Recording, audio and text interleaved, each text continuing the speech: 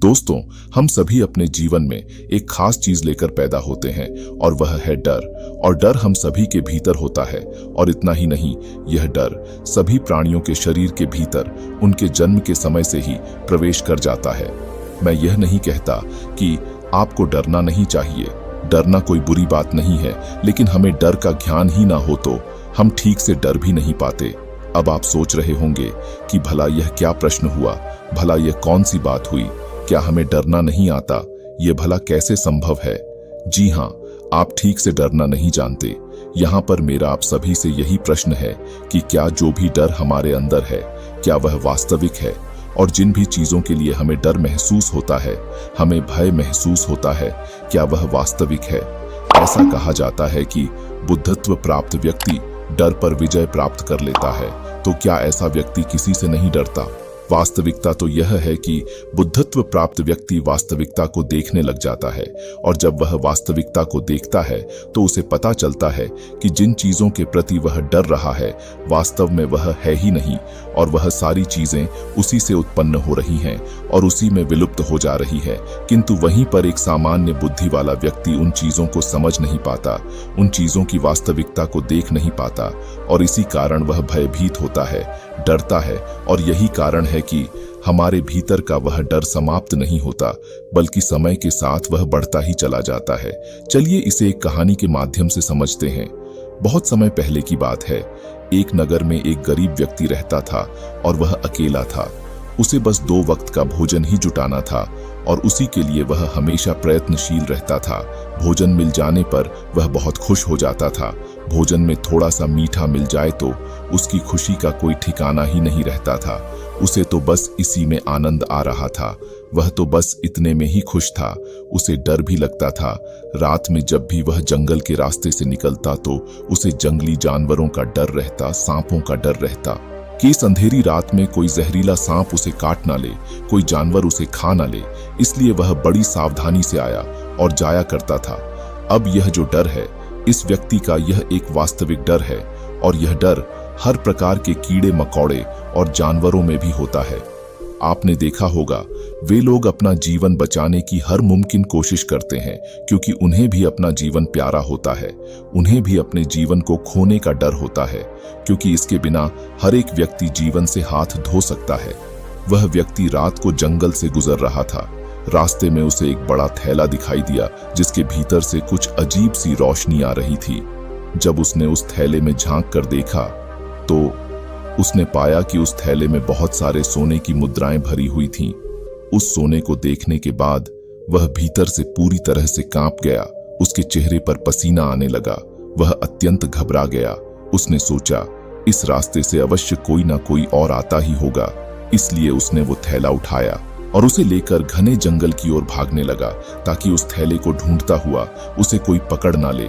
अब जो वास्तविक डर था उसे वह भूल चुका था, और अब एक ऐसे डर के कब्जे में आ गया था जो वास्तविक नहीं था। उसे डर था कि कोई उसका थैला छीन ना ले। इसलिए वह उस अंधेरे जंगल में खतरनाक रास्तों पर भागता चला गया, जहां जहरीले सांप और जंगली जानवरों का बहुत अधिक डर भी था। और अब सबसे बड़ी कमाल की बात तो यह थी कि अब उसे अपने जीवन का तनिक भी डर नहीं था, बल्कि उसे भय था कि उससे कोई वह सोने का थैला छीन ना ले। रात भर लगातार चलते चलते वह बहुत दूर एक नगर में जा पहुंचा, और उसने अपना सारा सोना एक पेड़ के नीचे जमीन में गाड़ दिया, ताकि उसे कोई चुरा ना ले। और फिर वह नगर की ओर बढ़ चला। धीरे धीरे उसने उस नगर में व्यापार आरंभ किया। उसने खूब मेहनत की, और देखते ही देखते वह कुछ ही समय में उस नगर का सबसे बड़ा व्यापारी भी बन गया। अब बड़े बड़े अमीर लोग उसके मित्र बन चुके थे। उसने एक सुंदर युवती से शादी भी कर ली। सब कुछ अच्छा चल रहा था। उसके पास किसी चीज की कोई कमी नहीं थी, किंतु फिर भी मन ही मन वह खुश नहीं था। ऐसा प्रतीत होता था कि मानो उसके भीतर कोई डर है जो उसे भीतर ही भीतर खाए जा रहा है। उसके मन में अजीब अजीब प्रकार के विचार आते थे। कभी कभी वह यह सोचता था कि कहीं मेरा व्यापार बंद ना हो जाए, मेरी सुंदर पत्नी मुझे छोड़कर ना चली जाए, कहीं लोग उसका सम्मान करना ना छोड़ दें, कहीं वह बाकी सारे व्यापारियों से पीछे ना रह जाए। वह हमेशा घमंड में रहता और लोगों से अगड़ कर बात किया करता। बाहर से तो वह ऐसा दिखाता था कि मानो वह बहुत खुश है, लेकिन अंदर ही अंदर वह एक बहुत बड़े डर के जाल में फंस चुका था। वह कुछ न कुछ तिकड़म लगाता ही रहता कि उसे अभी यह करना है, उसे अभी वो करना है। कहीं ऐसा हो गया तो वह क्या करेगा, कहीं वैसा हो गया तो वह क्या करेगा। वह हमेशा एक अनजाने से डर से परेशान रहता था। एक दिन वह दूसरे नगर की ओर जा रहा था, तभी रास्ते में उसे एक मंदिर दिखाई पड़ा और वह तुरंत ही उस मंदिर में गया और ईश्वर के सामने हाथ जोड़कर वह ईश्वर से कहता है, हे ईश्वर, तूने मुझे इतना गरीब क्यों बनाया है। जैसे ही वह यह वाक्य कहता है, तभी वहां पर उस मंदिर में एक और व्यक्ति खड़ा था जो उसकी बातें सुन रहा था। मुझसे और भी अमीर हो जाएगा और मैं उसका कुछ नहीं कर पाऊंगा, और तो और जो मुझसे गरीब हैं वो भी बड़ी तेजी से तरक्की कर रहे हैं। मुझे तो डर है कि कहीं ना कहीं वो भी मुझसे आगे ना निकल जाए। उस धनवान सेठ की आवाज सुनकर वह दूसरा व्यक्ति उस धनवान सेठ से कहता है, वास्तव में अमीर होना है तो जंगल की तरफ जाइए, वहां पर एक गुरु रुके हुए हैं, वह आपको और भी अमीर बना सकते हैं।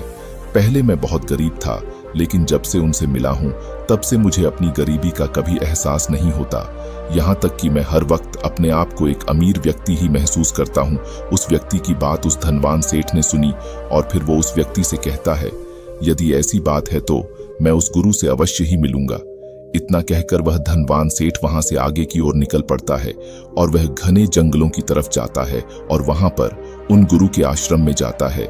जब वह उन गुरुवर से मिलता है तो वह उनसे कहता है, हे गुरुवर, मैंने सुना है कि आप लोगों को बहुत अमीर बना देते हैं। मैंने सुना है कि आप बहुत दयावान हैं, लोगों को अमीरी तक पहुंचाते हैं। मैं भी बहुत गरीब हूं, क्या आप मुझे भी अमीर बना सकते हैं। इस पर वह गुरु मुस्कुराने लगे और उस धर्म सेठ से कहते हैं, हाँ बिल्कुल, मैं तुम्हें अमीर बना सकता हूं, परंतु इसके लिए तुम्हें कुछ छोड़ना होगा। क्या तुम वह चीज छोड़ सकते हो।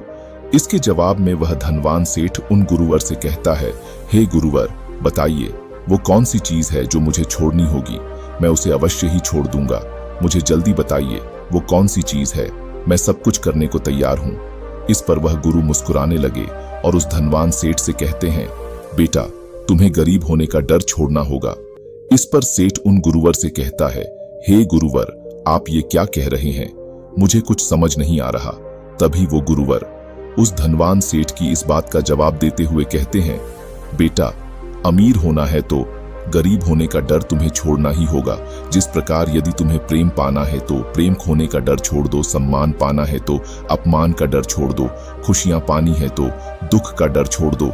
ये जो तुमने इतना सारा डर अपने कंधों पर उठा रखा है, इन सभी को जाने दो और आजाद हो जाओ, और तभी तुम वास्तविकता को देख पाओगे। इस पर वह सेठ एक बार फिर उन गुरुवर से प्रश्न करते हुए कहता है, हे गुरुवर, आप आखिर क्या कहना चाहते हैं, मुझे आपकी बातें समझ नहीं आ रही। इस पर वह गुरुवर एक बार फिर उस सेठ को समझाते हुए कहते हैं, बेटा, दौलत खो जाने का डर, प्रेम के चले जाने का डर, सम्मान ना मिलने का डर और किसी व्यक्ति के अधिक अमीर हो जाने का डर, कुछ ना कुछ पाने का डर, यह सभी डर वास्तविक नहीं है। यह सभी भावनाएं, यह सभी विचार तो तुमसे ही उत्पन्न हो रहे हैं। इस पर वह सेठ उन गुरुवर से कहता है, हे गुरुवर, यह तो मैं जानता हूं कि यह सब डर मेरे ही है और मेरे विचारों से ही उत्पन्न हो रहे हैं, लेकिन क्या यह वास्तविकता नहीं है। क्या मुझे इन सभी उसे डरना नहीं चाहिए।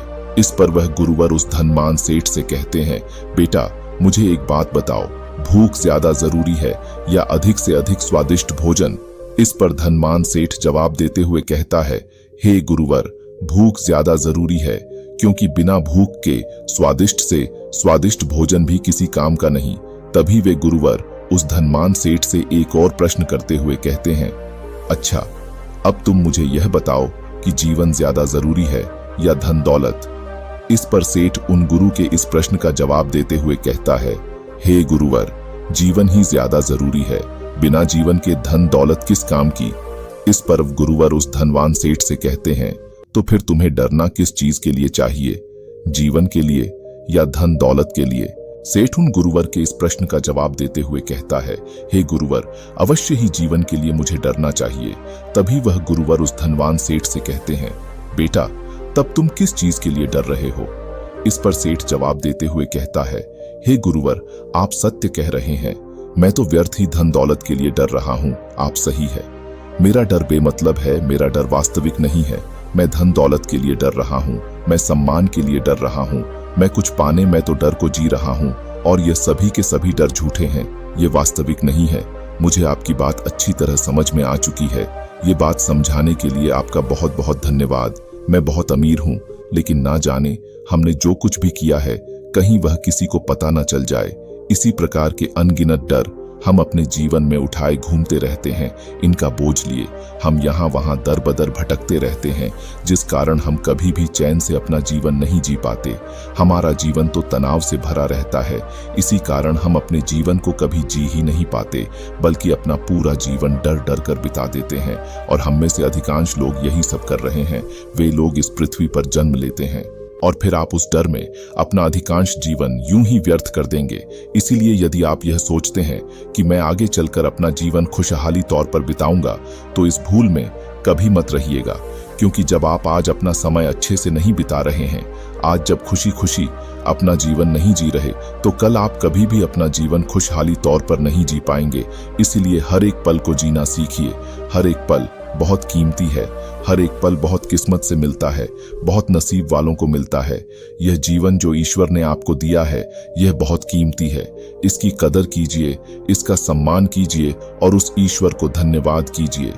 इसी के साथ में उम्मीद है कि आपको आज की वीडियो जरूर पसंद आई होगी। तो इस वीडियो को लाइक और अपने दोस्तों के साथ शेयर भी जरूर कीजिएगा।